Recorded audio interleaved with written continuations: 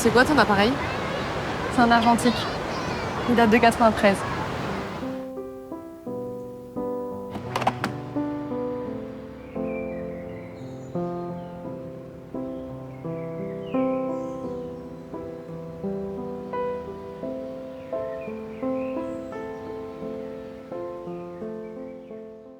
Ce soir, les filles de Biarritz s'est présentée lors de la séance Amour ensoleillé. Pour vous, ce nom de catégorie, ça représente bien ce film, ça le résume bien? Bah ouais, je pense qu'on peut pas faire mieux comme titre. Ça aurait pu être le titre du film d'ailleurs, non? Ouais, c'est vrai. Il y a un côté assez estival. Après, cela dit, quand on a tourné, on avait un peu peur parce que on a tourné en plein mois de juin, fin juin à Biarritz, et il faisait mauvais, alors que normalement il fait beau tout le temps. Mais on a réussi à avoir quand même une super belle lumière et on a eu la lumière qu'il fallait à certains moments. Ouais, malgré tout. Et au final, il y a pas mal de personnes des locaux qui nous ont dit au final, ça représente assez bien la brume qu'il peut y avoir le matin à Biarritz. C'est vrai qu'on n'a pas eu... Enfin, il y a une séquence, celle où tu discutes avec Eva, avec l'appareil photo, où là, vraiment, je trouve qu'il y a la lumière que j'aurais peut-être voulu avoir sur tout le film, où il y a vraiment ce soleil un peu doux. Mais au final, je pense que ça fonctionne quand même malgré tout. Oui, puis je crois que le thème de la séance, c'est sur les amours de vacances en général. C'est vrai. Nathanaël, comment tu as travaillé sur les couleurs justement? C'était dès le début que tu voulais une esthétique très colorée, très travaillée? Ouais, ça c'était vraiment, je pense même un des points de départ du film, c'était de vouloir filmer cet endroit de manière assez colorée, d'où aussi les envies de soleil.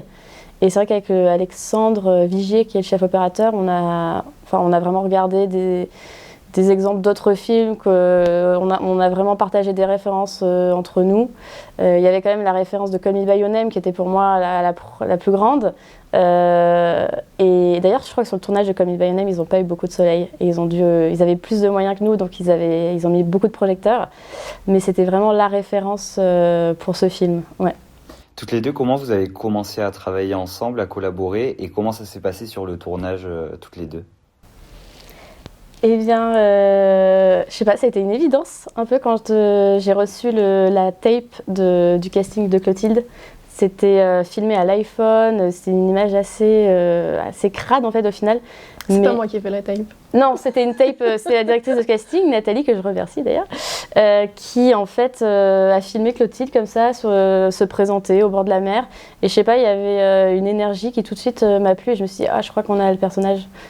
En fait, justement, moi j'ai vu l'annonce, j'ai répondu. Et effectivement, le casting, c'était avec Nathalie Camille Debac, qui est une directrice de casting sur la côte basque.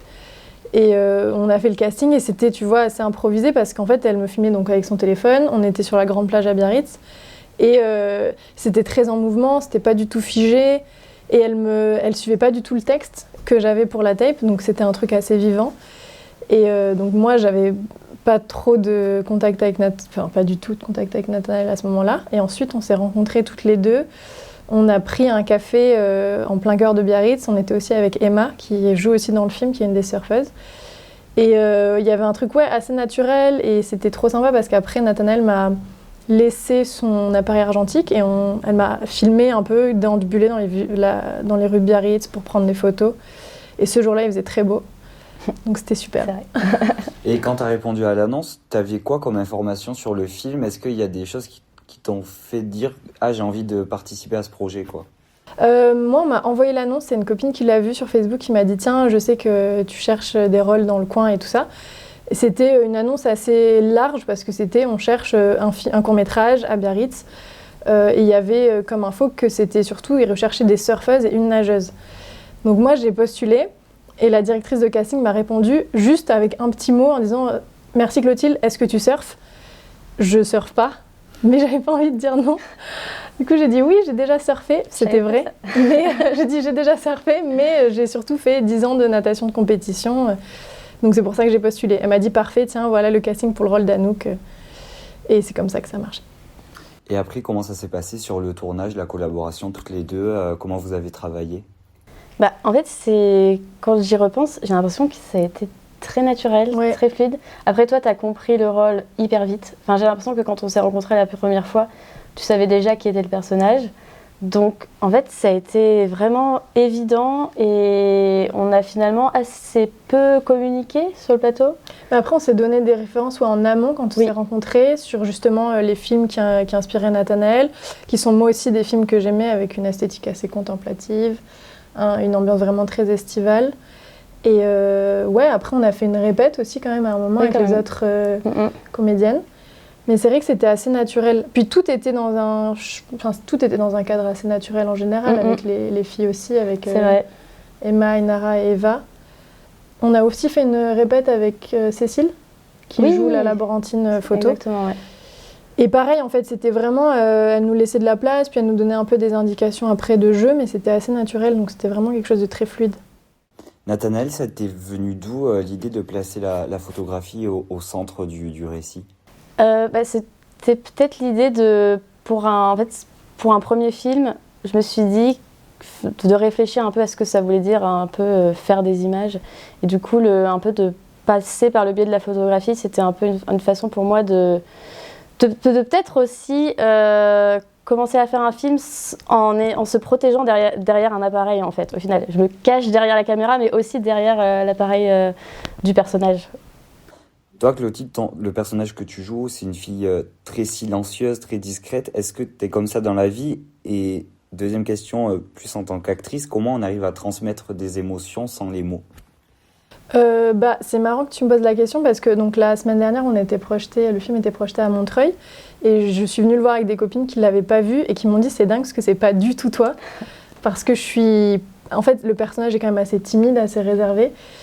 Moi, je pensais être une personne comme ça parce que j'ai grandi en étant très timide, mais il se trouve que plus tard, je ne le suis plus. Et donc, mes copines m'ont dit, c'est marrant parce que tu n'es pas du tout comme ça. Donc, il y a vraiment un truc de construction. Moi, j'avais passé un peu de temps quand même à chercher des images, des inspirations, réfléchir un peu au personnage, pourquoi elle est là, qu'est-ce qui se passe dans sa tête, tout ce questionnement. Et après, je pense que c'est ça aussi, le cinéma, c'est de réussir à, tu vois, juste en images, si tu prends des gros plans, tu peux te concentrer un peu sur un visage et les expressions qui passent, et c'est un truc, tu vois, de penser aussi. Il y a un petit moment, genre juste après, je crois que c'est la conversation avec Eva, quand elle vient dire, viens passer du temps avec nous, il y a un truc aussi un peu intérieur qui se passe c'est cool, il y a quelque chose qui change dans ma vie. Et du coup, tu dirais que c'est plus facile de faire passer des émotions par le regard que par un grand discours ? Non, je pense que ça dépend, mais là ça allait assez bien parce que c'est pas juste le jeu, je pense qu'il y a aussi le montage, il y a un truc sur le rythme du film aussi qui permet comme il y a moins de dialogue il n'y a pas tant de dialogue que ça finalement, ça permet aussi d'un peu se placer à la place du personnage et de se dire qu'est-ce qui se passe dans sa tête, qu'est-ce que ça représente, et puis comme il y a des plans un peu contemplatifs, de se dire, de réfléchir à ce qu'on vient de voir. Donc je pense que ça projette aussi un peu plus. Nathanaël, j'ai vu que tu enseignais aussi la réalisation. Comment est-ce qu'on équilibre le temps que tu donnes aux autres et le temps que tu consacres à toi, à tes projets ? C'est vrai que c'est un équilibre un peu compliqué à trouver. Pour l'instant, je l'ai pas trouvé parce que donc il faut. En fait, l'idée c'est de me dégager du temps pour pouvoir écrire. Et en fait, comment dire, c'est très compliqué d'être sur la même énergie. À la fois, par exemple, quand je donne des cours, où là, il faut être complètement là, présent, et dans le présent, et après le temps d'écriture, où on est beaucoup dans sa tête, où on est seul. Je pense que c'est nécessaire d'aller à la rencontre des autres, et notamment des étudiants. Et en même temps, j'arrive pas encore à gérer la transition entre les périodes où je donne des cours et les périodes où je suis un peu seule face à mon ordinateur, quoi. Mais sinon, j'aime beaucoup parler cinéma avec les étudiants qui, eux, souvent ils sortent du lycée, ils sont hyper curieux. Et on passe beaucoup de temps à parler des films qui sont sortis la semaine d'avant et à un peu détricoter les scènes, parler de mise en scène. Et ça, c'est enrichissant tout autant. Je pense que c'est moi qui apprends plus en fait que eux au final, parce qu'ils sont tellement pleins de curiosité et d'envie de parler de cinéma. Je peux poser une question ? Ouais. Est-ce que parfois ils ont des analyses sur les films que tu as vus qui sont très différentes de ce que toi tu as vu ? Ils voient des trucs différents, ils se posent des questions que... Franchement, oui. Souvent, c'est même... ils voient des choses que j'ai pas vues, la plupart du temps, d'ailleurs. Ouais. Et souvent aussi, ils connaissent les films mieux que moi, parce que j'ai remarqué que souvent, quand ils aiment un film, là, ils l'ont vu 5-6 fois, donc moi, je l'ai peut-être vu qu'une fois, donc je suis moins bien placée au final pour en parler que eux. Donc franchement, j'apprends plus que je pense que je leur enseigne. L'épicentre du court-métrage, c'est la plage. Comment est-ce qu'on choisit les lieux où les histoires qu'on écrit vont se dérouler? Et pourquoi, dans ce cas précis, c'était la plage? En fait, c'est le contraire, c'est-à-dire que c'est en découvrant vraiment cet endroit, la Côte des Basques, que en fait, une histoire est née à partir de cet endroit-là. Donc c'est vraiment la géographie qui m'a amené cette histoire. Parce qu'en fait, c'est une plage qui est assez spéciale, je pense que c'est assez unique en France, où déjà Biarritz en soi, c'est assez unique, parce qu'il y a vraiment la mer et la ville qui se côtoient de manière très proche. Et la Côte des Basques, en fait, ça forme un peu comme un théâtre au-dessus de la mer. Donc en fait, les personnes qui se baladent au bord de la mer passent leur temps à regarder la mer, mais depuis un peu un promontoire. Et ce que j'adore, et ce que j'ai remarqué en fait, et ce qui a donné naissance au scénario, c'est les personnes donc, qui s'assoient sur le muret, regardent les surfeurs et les surfeuses, qui eux-mêmes regardent les vagues. Et donc en fait, il y a vraiment un jeu de regard qui est assez passionnant, et c'est vraiment le lieu du coup qui m'a donné le scénario. Voilà. Est-ce que vous diriez toutes les deux que c'est mieux de tomber amoureux ou amoureuse au soleil? C'est trop mignon comme phrase. Oui, j'adore. Moi, je trouve que ça favorise un peu quand même. Je trouve que l'été, c'est une période... les journées sont plus longues, t'as l'impression qu'il peut se passer plus de trucs. Puis l'été, il y a aussi une douceur, tu vois, un peu une nonchalance. Donc c'est propice à l'amour. Après, je pense qu'on peut être amoureux tout le temps. Mais c'est joli de penser qu'on peut plus facilement être amoureux au soleil, en tout cas. Que rajouter t'as tout dit. Clotilde, il y a une scène où tu nages. Tu m'as dit tout à l'heure que donc, tu avais fait de la natation pendant plusieurs années. Comment tu t'es préparée à ce moment-là pour le tournage? Parce que c'est autre chose de nager pour la compétition et pour un tournage. Oui, en fait, c'est vraiment un truc où je me suis dit, là, fallait pas mentir sur le fait que tu es à l'aise dans l'eau, parce que moi, j'ai fait beaucoup de natation de compète, mais j'ai aussi grandi au Pays Basque, donc tous les étés, moi, je vais nager dans l'océan, et c'est vrai que c'est pas du tout la même chose de nager dans une piscine et de nager avec des vagues et du courant. Et en fait, ce qui était assez bien fait, c'est qu'on avait vraiment un cadre assez sécurisé, donc il y avait déjà un MNS qui était là, qui nous aidait, qui était sur une planche, en fait, et qui surveillait que tout allait bien. Si j'avais besoin même de me reposer entre les prises, parce que je sortais pas de l'eau, d'aller me poser sur sa planche et tout ça, c'était possible. Donc c'était pas vraiment une préparation spécifique au fait de se baigner dans la mer. Je pense que moi j'ai toujours... je sais pas, j'ai un peu eu ça toute mon enfance. Et en plus, je pratique souvent la natation. Et quand j'ai su que j'avais le rôle, j'ai encore plus passé de temps dans les bassins à nager et tout. Et donc c'était finalement... C'était pas difficile, mais c'est vrai que je me suis dit à la fin du tournage, franchement, quelqu'un qui aurait un peu mytho sur le niveau de natation aurait peut-être eu un peu de mal, parce que c'est vrai qu'il y a eu des fois un peu fatigantes où t'es tout le temps dans l'eau. Moi, ça allait, Nathanaël me disait tout le temps, ça va, t'es sûre que ça va? J'étais genre, oui, moi, ça va. Enfin, j'étais dans l'eau, j'avais pas trop froid, j'avais ma combi. Il y a eu des fois une fois où il y a eu beaucoup de vagues, et là, c'était un peu plus impressionnant, parce que quand t'es de loin, les vagues paraissent petites, mais quand t'es dans l'eau et que tu dois jouer une scène où tu te prends une vague dans la tête, là, ça fait un peu plus impressionnant, mais...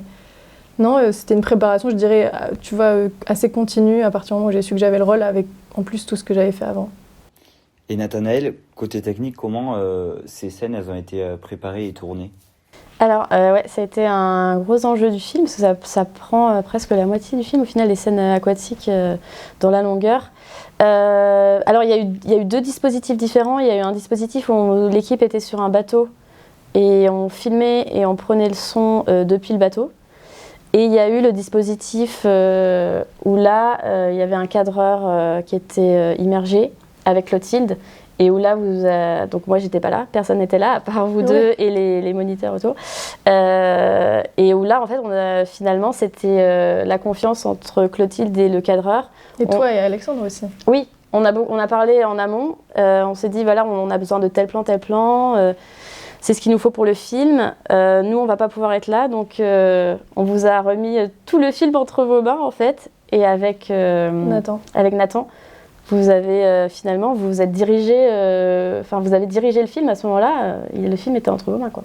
Je pense qu'aussi Alex, il a une spécialisation. Il fait beaucoup de docus marins. Donc lui, aller dans l'eau, c'était quelque chose, je crois. Ah oui, Donna complètement naturel. Ouais. C'était vraiment son dada. Et tu vois, les moments où justement il y avait... Enfin, on était vraiment... On captait bien le truc. Après, moi, j'avais des palmes, lui aussi. Mais lui, tu vois, il avait vraiment une caméra qui était assez lourde. Moi, dans les scènes, on me voit porter un appareil, enfin, une sorte de protection d'appareil, qui en fait est déjà lourde, mais bien moins lourde que ce que portait Alex. Donc moi, c'était un peu... Enfin, fallait jouer et en même temps porter le truc et avoir les palmes et pas se noyer et pas boire la tasse et tout. Mais Alex, il avait un truc vraiment lourd, tu vois. Et il fallait aussi qu'il réfléchisse. Genre, à un moment, je sais qu'on a eu une super prise et il dit putain, il y a une goutte sur l'objectif. Parce qu'il devait aussi pas mouiller l'objectif, il devait essayer de le garder au sec. Donc, c'était vraiment, je pense, on est beaucoup reposé sur Alex à ce moment-là, qui a fait un super travail. Ouais, au final, c'était un tournage très sportif, à la fois pour vous, les comédiennes et les techniciens, quoi. Donc il y a eu plusieurs journées de tournage dans l'eau, en fait. Oui. La toute première journée, c'était, je me demande, c'est pas celle au Port-Vieux. Ouais, il y a eu 3 journées dans l'eau. Il y a eu celle où tu nages. 3 journées. 3 journées, aquatiques, ouais. Et toujours au même endroit? Ouais, toujours sur la côte des Basques. Non, il y a eu au Port-Vieux aussi. Ah oui, au Port-Vieux, ouais, c'est vrai. Mais en fait, on n'a pas gardé finalement les... Ouais, on l'a pas pris, on n'a pas gardé les séquences. Mais 3 tournages dans l'eau. Ouais. Et c'était comment?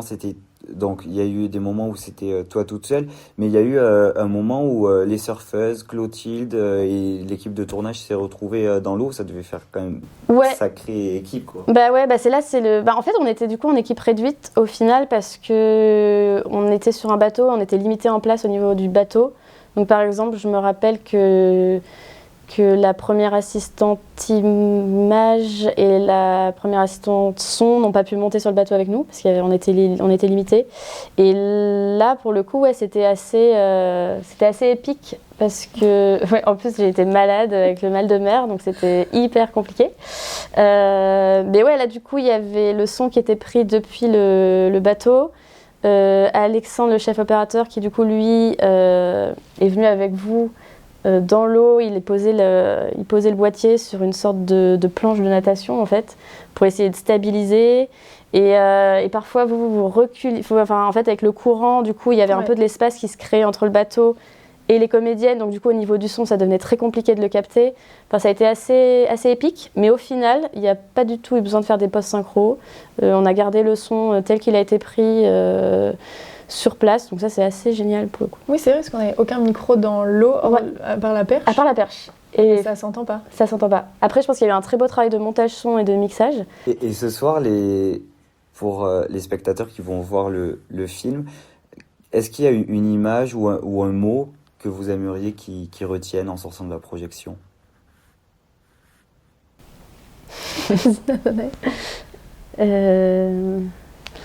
Une image ou un mot Moi, je dirais peut-être tendresse. Je trouve que c'est un peu le mot...